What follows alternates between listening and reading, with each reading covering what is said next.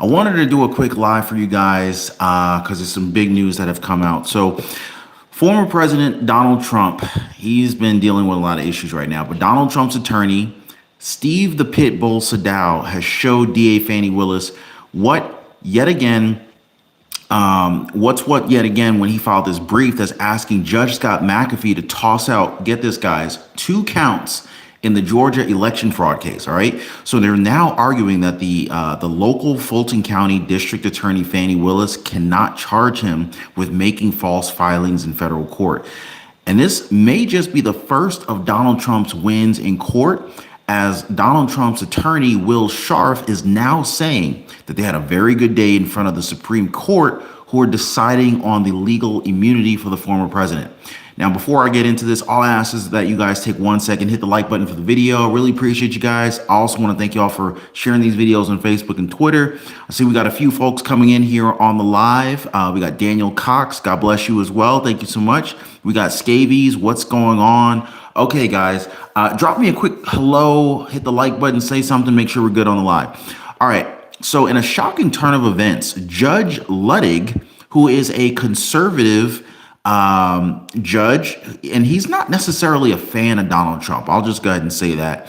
And a former federal judge as well with extensive conservative credentials, which he was asked to weigh in on Donald Trump's Supreme Court hearing regarding absolute immunity from prosecution for any crimes related to his insurrection charges. Now, Judge Luttig said, I believe that it is unlikely that Donald Trump will ever be tried for the crimes that he committed in attempting to overturn the 2020 election. Now, this came from the judge, okay?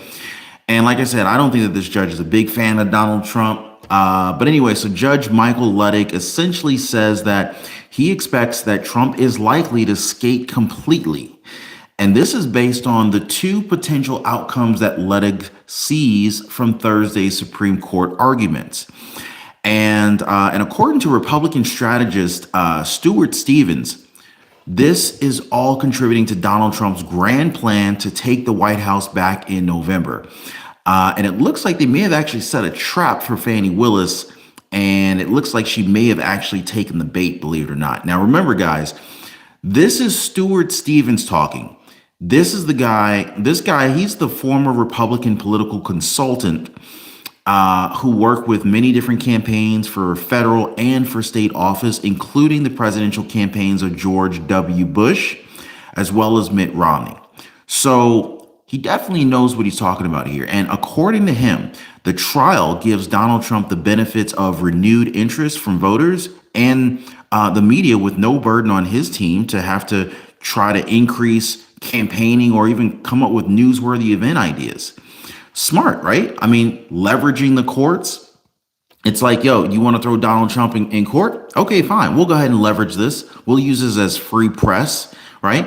Even the union workers, they're cheering for Donald Trump. Union workers are literally cheering for the former president. When everyone said that Donald Trump doesn't have any support from the unions, Donald Trump is breaking those records and breaking those stigmas. In fact, he even stopped to talk to a number of different representatives or different union members. So that was actually very cool. Donald Trump actually showed like a nice down to earth type of bravado to the masses. So, definitely helped him in the PR department, right?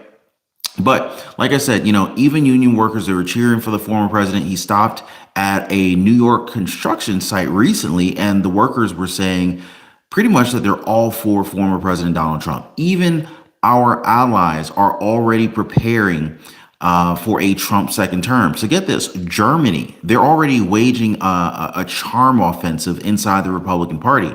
In fact, Japan is lining up its own Trump whisperer. You've got, sorry about that. You've got Mexican government officials. They're talking to Camp Trump. And Australia is busy making laws to help Trump-proof its U.S. defense ties. So honestly, guys, it's not that surprising though, especially considering that former President Donald Trump holds a very clear lead over President Joe Biden in 4 of the 7 battleground states that will likely decide the 2024 election and is narrowly ahead of the incumbent in 2 others. Now, across the 7 states that were surveyed, Donald Trump, he is currently, and this even came out on CNN, guys. CNN reported this, okay? So CNN reported the polls, Donald Trump leading Biden 49-43. So are you guys ready for Donald Trump 2.0? I mean, who's ready for Trump 2024? Hit me up in the comments. We got Tammy Johnson from San Antonio. What's going on? We got Mark Rondon from Hawaii calling out Trump 2024. Gima01, President Trump 2024. Bradley Green, Oklahoma City here. What's going on, guys? Oh wow, we got Gary Stahl watching from China. Wow, thank you so much. What's going on, Dallas Haskins? All right, so yeah, this is what we're here to discuss in today's video, guys. So definitely sit tight with me. There's some things I want to cover with you guys, but first, here's a quick word from Donald Trump's lawyer, Will Scharf, talking about the good day in court that they had with the former president's immunity case. Take a listen. For more on all of this is attorney Will Scharf. He is on the legal team representing former President Trump before the U.S. Supreme Court and a candidate for Missouri Attorney General. Thank you for making time for us today. David Axelrod was a campaign consultant, also worked in the White House for Obama. He now has a big podcast, and he tweeted this yesterday. Based on what we heard today from SCOTUS, it sure feels that Trump may skate past the election without standing trial on the federal January 6 charges. If so, the New York City trial is likely the only he'll face pre-November. Under the circumstances, it's the best scenario he could have hoped for. How do you see it? Yeah, we were certainly optimistic coming out of the Supreme Court yesterday. They seem to be taking this issue of presidential immunity, the scope of presidential immunity, very, very seriously. And they seemed very receptive to our arguments that without a robust presidential immunity for a president's official acts in office, the presidency itself as an institution could be absolutely crippled, and we wouldn't have presidents able to take the sort of decisive action that the Constitution intended because of this fear of political prosecutions after they leave office. So I think it was a great day for us in court yesterday. We'll obviously have to wait a little bit to see their final opinions in this case. But in the meantime, I think we're pretty excited by the way the court seems to be viewing this basket of issues. So yeah, guys, there you go. You got Trump's attorney, Will Scharf, laying out the facts and giving that very serious warning that this case could very well determine the effectiveness of future presidents based on their fear of political prosecution after their term is over. And this is why Donald Trump's legal team, together with his supporters, they're calling for all of the courts to drop all of the charges against former President Donald Trump. That way, it'll be smooth sailing for President Trump 2024. Now, Trump's wins are already beginning. So first, there's Trump's attorney, Steve the Pitbull Sadow, pulling off a major legal move that could very well mean the dismissal of court charges in the Georgia case, right? So yeah, that's right. This is the one that's being prosecuted by none other than everyone's fan favorite Fulton County DA Fani Willis. So one document involved a slate of Republican electors that Fani Willis says was phony, and the other centers on a federal lawsuit that prosecutors allege included false claims of intent. The federal lawsuit that prosecutors allege included false claims of election fraud. So yeah, Catherine Segrin, thank you so much.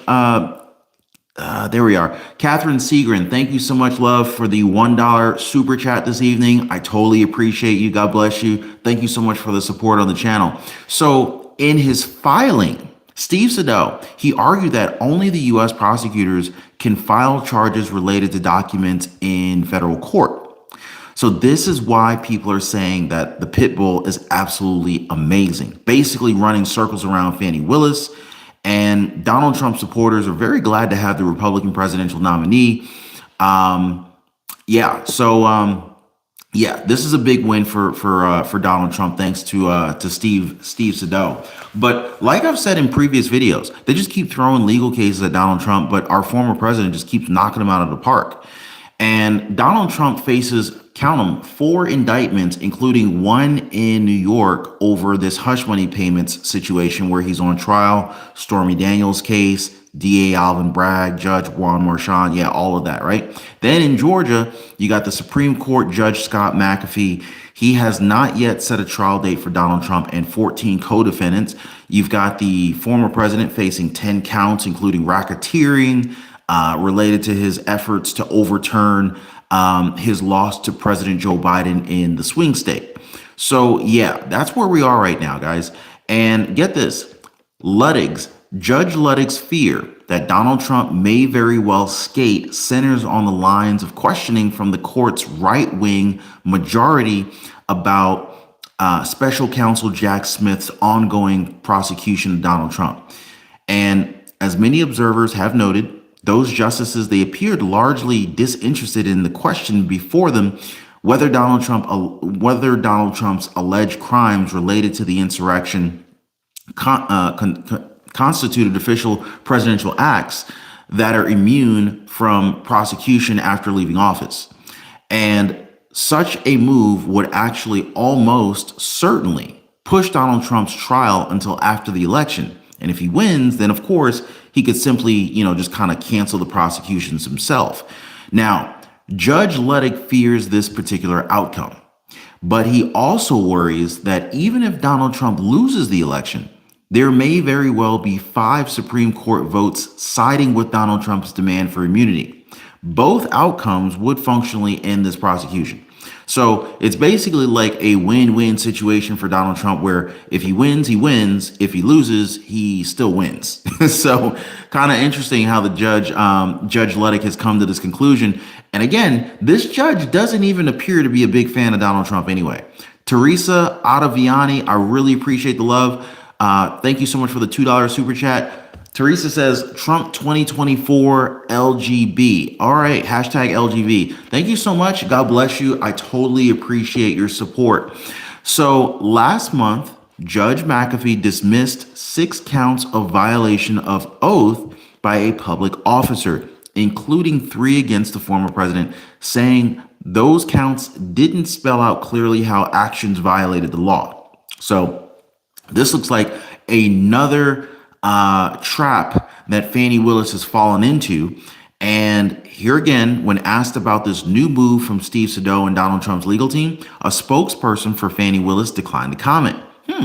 Wonder why? Yeah, they've been pretty quiet, or at least Fani Willis has been pretty quiet. Not wanting to speak too much lately. And a lot of folks are saying, hey, you hit Donald Trump with a gag order, but then you got people like Fani Willis running around, flapping the gums.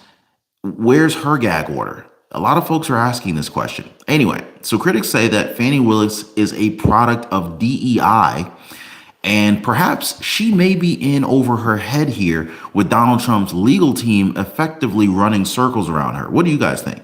Is Fani Willis in over her head? Is Donald Trump's legal team running the show here? Are they gonna, what do you guys think? Just let me know. Now, you can be sure that Donald Trump's team is not forgetting about the election either. In fact, Republican strategist Stuart Stevens, he pointed out that being stuck in a courtroom is just what Donald Trump needed. In fact, Stevens is a former Republican political consultant who has worked on many campaigns for federal and for state office, including the presidential campaigns of George W. Bush and Mitt Romney. So I think it's pretty safe to say that this guy probably knows what he's talking about. Now, according to him, this trial gives Donald Trump a unique platform to underscore the core message of his campaign. He is a victim of a political witch hunt headed by his presidential rival, Joe Biden.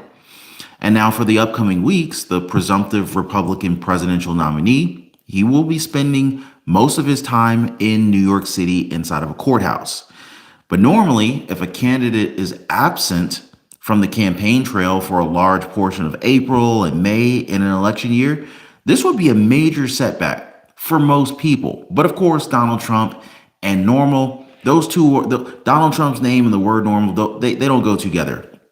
They don't go together very often, right? So basically, the experienced team that's running Donald Trump's campaign, they didn't plan for this courtroom drama crap, but they see the potential behind it. And so for them, the Manhattan courtroom will actually end up serving as the backdrop for Donald Trump to effectively embody the archetype of an American underdog that's fighting against corrupt, powerful forces. DAs, district attorneys, attorney generals, the entire Biden administration, the DOJ, the wronged man seeking justice from corrupt, powerful forces is how a lot of people are looking at Donald Trump right now. And so this is actually backfiring in all of their faces. In fact, he's pretty comfortable playing this role, and that counts for a lot. It definitely counts for a lot.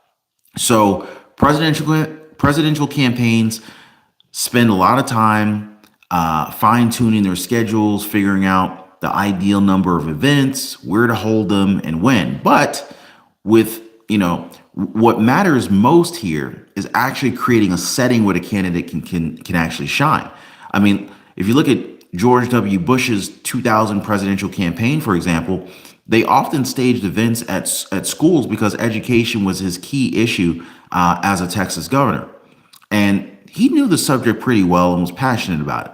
And so this is probably why when the 9/11 attacks happened, it really wasn't exactly surprising that President Joe Biden or President Bush was at an elementary school reading to students. Now, as for Trump, as we know, the man thrives on massive rallies.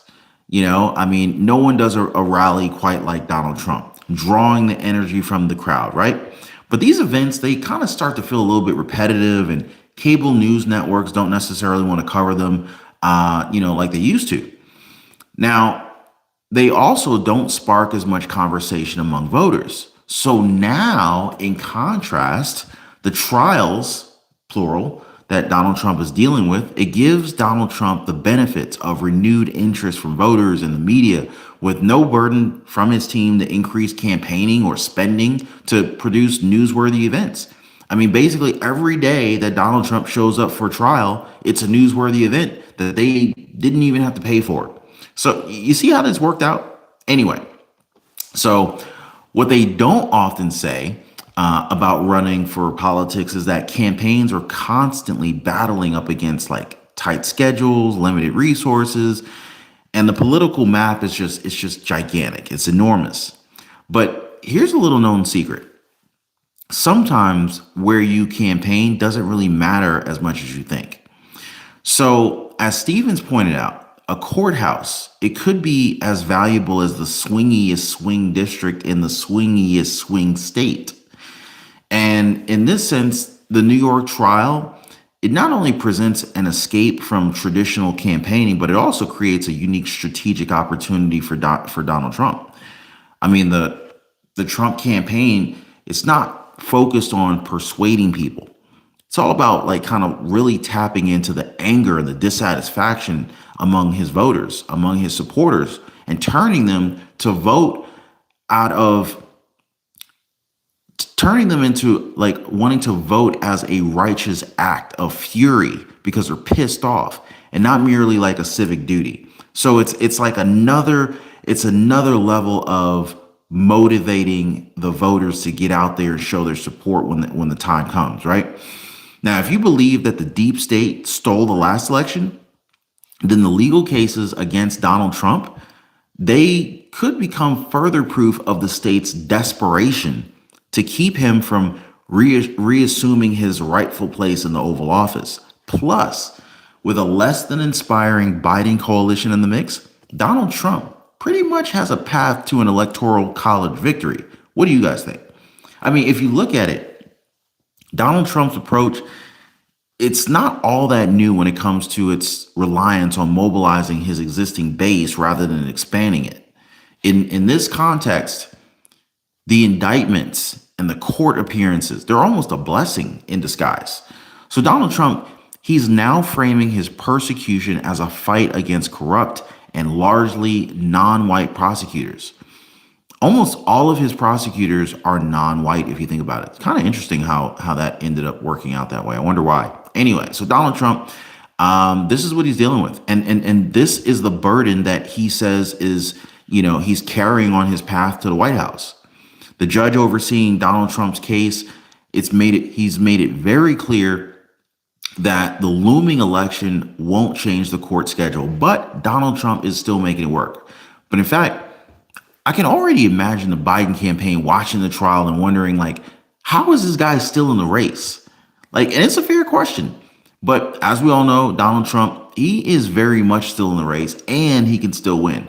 As a matter of fact, I've already shared with you guys some of the shocking CNN polls. CNN actually showed that Donald Trump had a pretty hefty, sizable lead ahead of Joe Biden.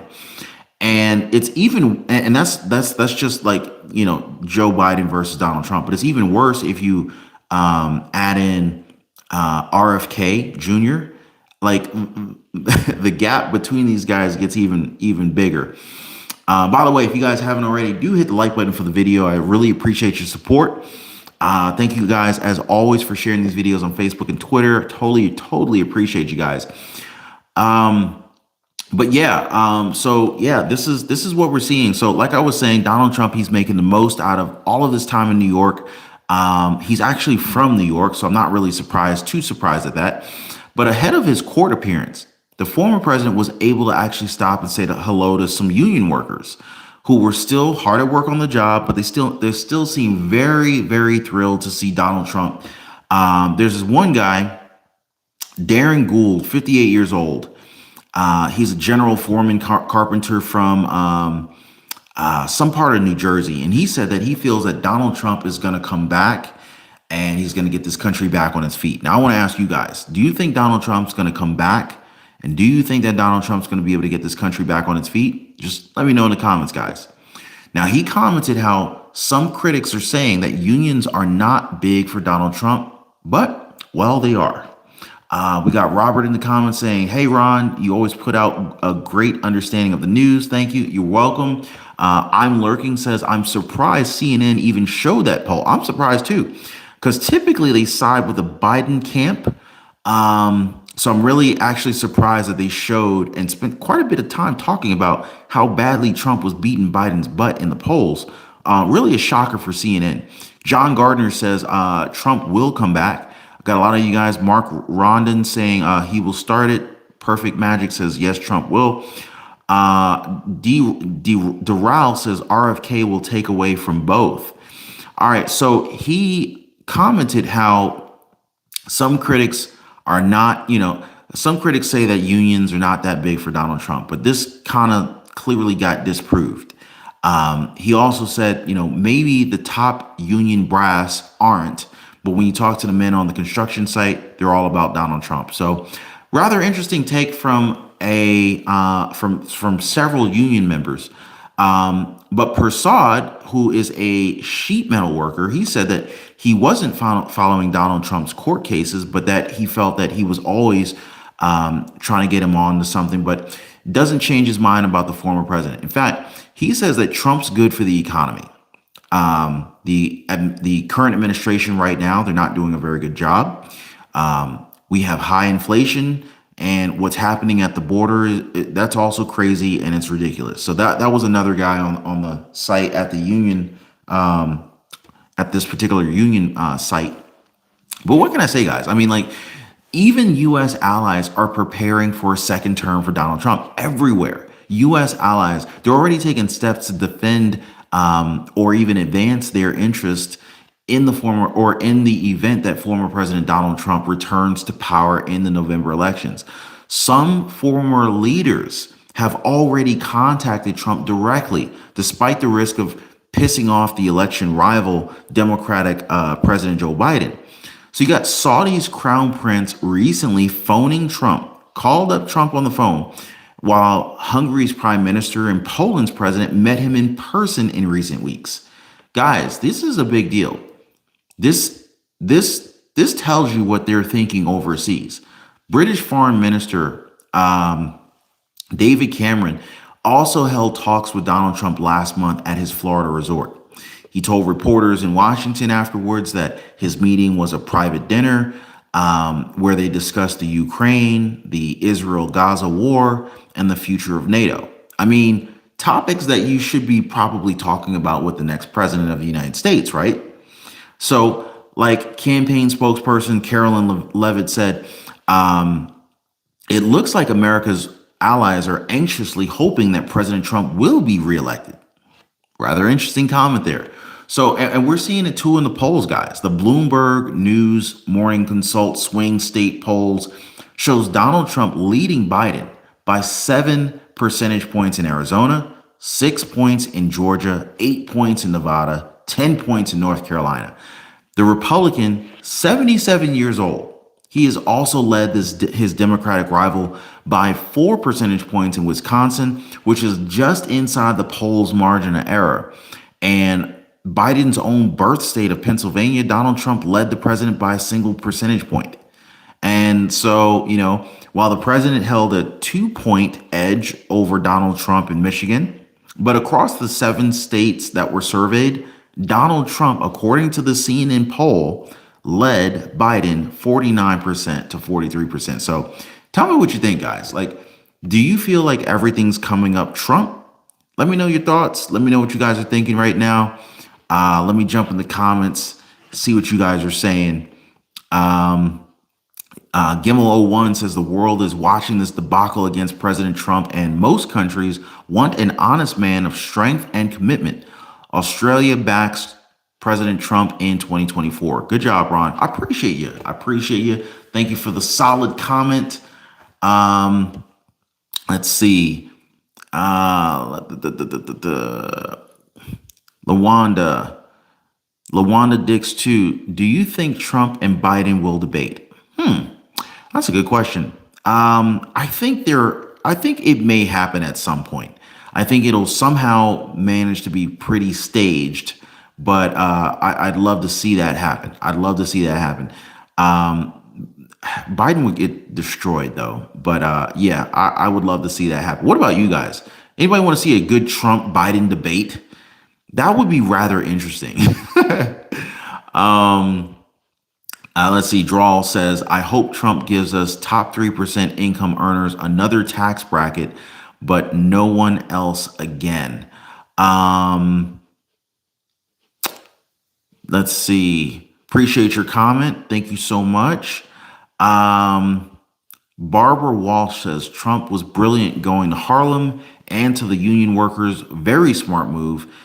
He's going to be campaigning in Michigan later this week. I agree, Barbara. That was a brilliant move. And I think it caught a lot of folks off guard. I think that the media typically makes you think that the Latino community does not support Donald Trump at all. And I think that you would be surprised at how much diverse support Donald Trump has been getting during these 2024 elections. So I think it's clearly, I think his visits to Harlem, to the union workers, it is clearly breaking a lot of the stigmas on live TV. So he's setting a lot of records and breaking old ones. So anyway, definitely wanted to. I know a Biden Trump debate would definitely be funny to watch. Absolutely perfect magic. So anyway, guys, I just wanted to give you guys a quick update. Hope you guys enjoyed it. If you haven't already, do hit the like button for me. It really goes a long way. If you appreciate videos like this, make sure to hit the notification bell icon on the bottom so you're notified when we go live. And thank you as always for sharing these videos on Facebook and Twitter. And I'll see you guys on the next one. Good night.